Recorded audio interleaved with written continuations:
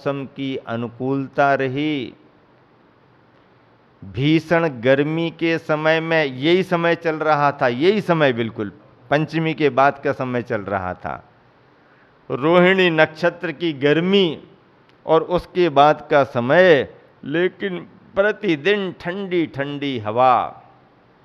एक दिन पानी भी गिर गया तो पानी भी गिरना ऐसा रहा कि जितनी और मिट्टी धूल थी सब शांत हो गई, जम गई, कोई व्यवधान नहीं। सारे जुलूस अच्छे निकल गए, सारे कार्यक्रम अच्छे संपन्न हुए। संपूर्ण उज्जैन नगर की समाज ने बढ़ चढ़ करके भाग लिया। सारे मंदिरों मंदिरों जाकर के हम लोगों ने प्रभावना बढ़ाई और सभी लोगों ने बढ़ चढ़ करके भाग लिया। पंच कल्याणक तो ऐसे हो गया कि जैसे कहते ना, चट मंगनी पट ब्याह है। हमारे सामने वेदी शिलान्यास हुआ। अब वेदी शिलान्यास क्या, वेदी बन गई, भगवान आ गया, पंच कल्याणक और करा लो, आचार्य श्री ने भी आशीर्वाद दे दिया। ऐसे कार्यक्रम संपन्न हो जाते हैं। तो इस तरह से गुरुवर के आशीर्वाद से ये सब संभव है। नीति निश्चित रूप से ये कह रही है कि मन को साधना, तन को साधना। तन बांधो, मन को साधो, यही साधु की साधना है। वृद्धावस्था में तप गौण हो जाए कोई बात नहीं है, तप का महत्व नहीं है, लेकिन आंतरिक चेतना की जागृति बनी रहे, यही सार अभीष्ट माना गया है। अगली नीति गुरुवर आचार्य श्री कह रहे हैं, सुशास्त्रियोगाधिजगत् सुखी स्यात्, सुशास्त्रियोगाधिजगत् सुखी स्यात्, स्यात् दुःखी भूरितरतोऽप्यवश्यम्, तानाश्रितान्नौर्नयतेऽब्धितीरम्, छिद्रान्विता घोररसातलं चेत। जगत, यह जगत संसार सुशास्त्री योगात, उत्तम शासक के योग से, अर्थात अच्छा शासक यदि मिल जाए तो उसके कारण संसार सुखी हो जाता है। अच्छा राजा मिल गया, अच्छा संरक्षक मिल गया तो प्रजा निश्चिंत होती है, सुखी हो जाती है। इतरतः कुशासक का संयोग बन जाए तो अवश्यम नियम से भूरी अत्यधिक दुखी स्यात्, दुखी हो जाते हैं लोग। नीति क्या कह रही है कि एक अच्छा शासक मिल जाए तो प्रजा निश्चिंत हो जाती है, सुखी हो जाती है। और शासक कुशासक मिल जाए, व्यसनी बुराइयों में लगा हुआ मिल जाए, प्रजा का ध्यान रखने वाला ना हो ऐसा शासक मिल जाए तो प्रजा दुखी दुखी दुखी ही हो जाती है। कौन ध्यान रखेगा? इतिहास में ऐसा लिखा है, ऐसा हुआ भी है कि जो शासक व्यसनाधीन हुए हैं, मर्यादा विरुद्ध जिन्होंने काम किए हैं, उनसे प्रजा दुखी तो हुई, देखते देखते उनका वंश, उनका कुनवा भी खत्म हो गया। फले फूले नहीं, राम नाम सत्य, निकल गए, सब चले गए। लेकिन जो शासक धर्म को लेकर के चला, जो शासक प्रजा को लेकर के चला, जो शासक संयमित रहा, जो शासक सदाचारी रहा, जिस शासक ने प्रजा के हितों का ध्यान दिया, जिस शासक ने प्रजा का पालन अच्छे तरीके से किया, तो प्रजा ने उस शासक को सिंहासन पर तो बिठाला ही बिठाला, बल्कि भावों से अपने सिर पर भी बिठाला। दिलों में बैठ जाता है ऐसा शासक। हर व्यक्ति चाहता है कि इनकी ही छत्र छाया हमारे लिए मिलती रहे। तीर्थंकर भगवान जब तीर्थंकर नहीं बनते हैं, तीर्थंकर प्रकृति के साथ जन्म लेकर के आए हैं, राजकुमार हैं और राजा की अवस्था में रहते हैं, तो उस समय उनकी वह राजा की अवस्था भी एक बहुत बड़े न्याय नीति के रूप में प्रजापाल की मानी जाती है। प्रजा का बहुत बड़ा संरक्षण वो करते हैं, उनका वैसा पुण्य भी रहता है और उसी पुण्य के कारण प्रजा का पूरा ध्यान रखते हैं। अन्याय और अनीति कोई कर नहीं पाता है, करे तो उसे दंडित किया जाता है। न्याय नीति का काम करते हैं। और तीर्थंकर की अवस्था में तो प्रजापाल होते हैं, लेकिन जब वैराग्य भावों को प्राप्त करके दीक्षा धारण करते हैं, तपस्चरण करते हुए जब केवल ज्ञान प्राप्त करते हैं और समोह शरण की रचना होती है, गंध कुटी में जाकर के विराजमान होते हैं, 12 सभाएं लगती हैं और जब धर्मोपदेश होता है तो प्राणी मात्र के कल्याण का संदेश उनके उपदेशों में आता है। प्राणी मात्र के लिए संदेश आता है भगवान का। मनुष्य को ही मिले, देवों को ना मिले, देवों को ही मिले, त्रियंचों को ना मिले, या जो भी आए हैं सभा में उन्हीं को मिले, जो सभा में नहीं आ पाए उनको ना मिले, ऐसा नहीं। जो उपस्थित हैं उनके लिए भी, जो उपस्थित नहीं हैं उनके लिए भी। 16 स्वर्गों से ऊपर के इंद्रादिगण समोह शरण में नहीं आते, क्योंकि वो अहमिंद्र हैं। नहीं आते का मतलब उनके मन में श्रद्धा नहीं है, ऐसा नहीं।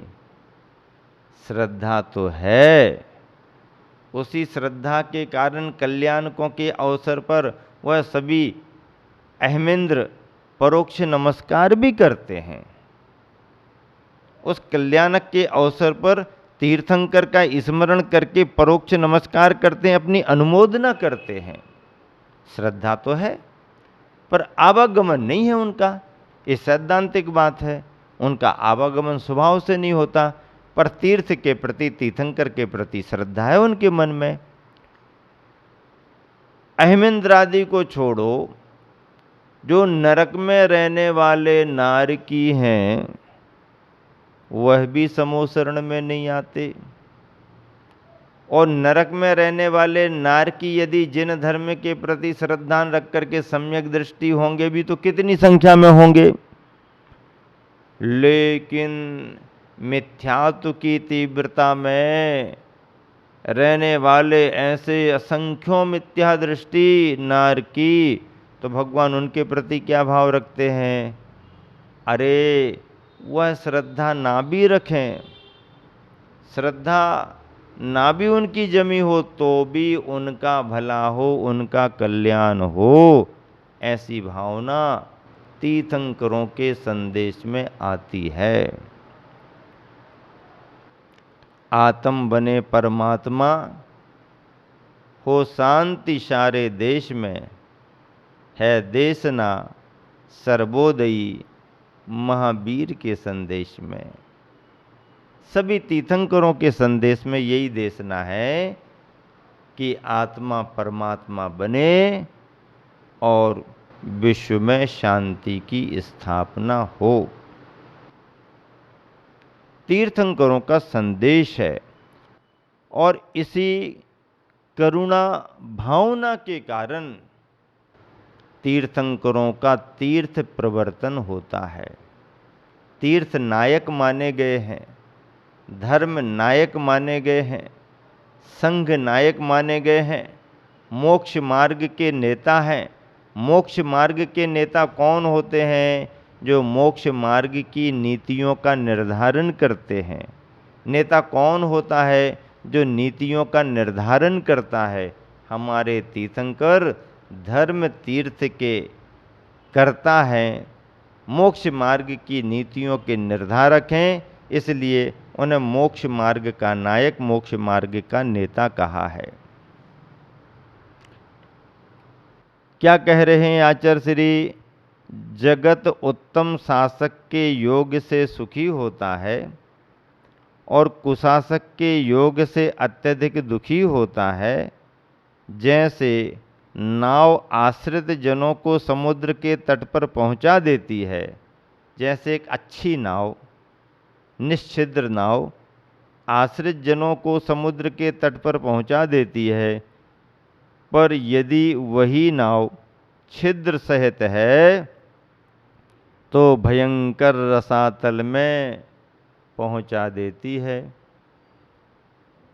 नाव निश्छिद्र है तो बैठने वाले पार हो जाएंगे, और नाव में यदि छेद हैं तो फिर बैठने वालों का हाल क्या होगा? जब तक तब तक ठीक, अन्यथा नीचे तो जाना ही जाना है। शासक और नाव का संबंध आचार्य ने तय किया है। मतलब अच्छा संरक्षक है, अच्छा शासक है तो हम सब निश्चिंतता से आगे बढ़ते रहेंगे, और शासक यदि ठीक नहीं है, कुशासक है, तो फिर सब बिगड़ जाने वाला है, बिगाड़ होगा ही होगा।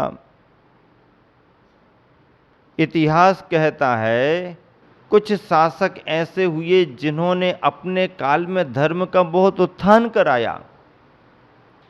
मंदिरों को, मूर्तियों को, धर्म संघों को, धर्मात्माओं को बड़ा संरक्षण दिया। और इतिहास में कुछ शासक ऐसे हुए जिन्होंने अपना जीवन तो ऐसो आराम में बिताया, लेकिन धर्म का ह्रास किया, मंदिर मूर्तियों का ह्रास किया। प्रजा तरस रही है, परेशान हो रही है, और वो अपने महलों में ऐसो आराम में लगे रहे। परिणाम क्या निकला? जिन्होंने धर्म धर्मात्माओं का संरक्षण किया, आज उनका नाम आदर के साथ लिया जाता है, और जिन्होंने अत्याचार किए, जुल्म ढाए, उनके लिए कोई पूछने वाला नहीं। किसी किसी राजा ने बड़ी बड़ी गुफाएं बनवाई साधकों को रहने के लिए, बड़ी बड़ी मूर्तियां बनवाई संस्कृति के संवर्धन के लिए, और कोई कोई नास्तिक ऐसे आ गए कि बड़ी बड़ी बनी हुई मूर्तियों को भी तोप से तोड़वा दिया, उड़वा दिया, मंदिरों को गिरवा दिया, मंदिरों का विध्वंस कर दिया, मंदिर मूर्तियों का संहार कर दिया। शासक कुशासक होता है तो त्राही त्राही त्राही हो जाती है, प्रजा परेशान हो जाती है, और शासक सुशासक होता है तो फिर चेहरे पर खुशियां झलकने लगती हैं, चेहरे पर खुशियां झलकने लगती हैं। ठीक ऐसे ही नदी को पार करने वालों के लिए निश्छिद्र नाव मिल जाए फिर तो कहना ही क्या है। अच्छी नाव मिल गई, बैठ जाओ, किनारे से लग जाएंगे। और छेद वाली नाव मिल गई, पानी भर रहा है, कोई ध्यान देने वाला नहीं है, तो बैठने वाले कहीं ना कहीं जाकर के डूब जाएंगे, उन्हें बचाने वाला कोई नहीं। नाव पार कराती है, लेकिन निश्छिद्र होना, छेद वाली नाव नहीं। शासक का होना जरूरी है, पर शासक सुशासक हो, कुशासक ना हो। पद्यानुवाद में गुरुवर आचार्य श्री कह रहे हैं, उचित नाव के आश्रित जन को शीघ्र नदी का तीर मिले।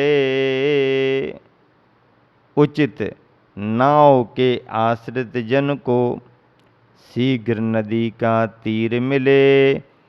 छिद्र सहित यदि नाव मिली तो घोर रसातल पीर मिले। छिद्र सहित यदि नाव मिली तो घोर रसातल पीर मिले। शासक शासन उचित चलाता, शासक शासन उचित चलाता, सबका वह संताप हरे। शासक शासन उचित चलाता, सबका वह संताप हरे। अनुचित सो अभिशाप रहा है, अनुचित सो अभिशाप रहा है। पाप आप पाप परिताप करे, आप पाप परिताप करे।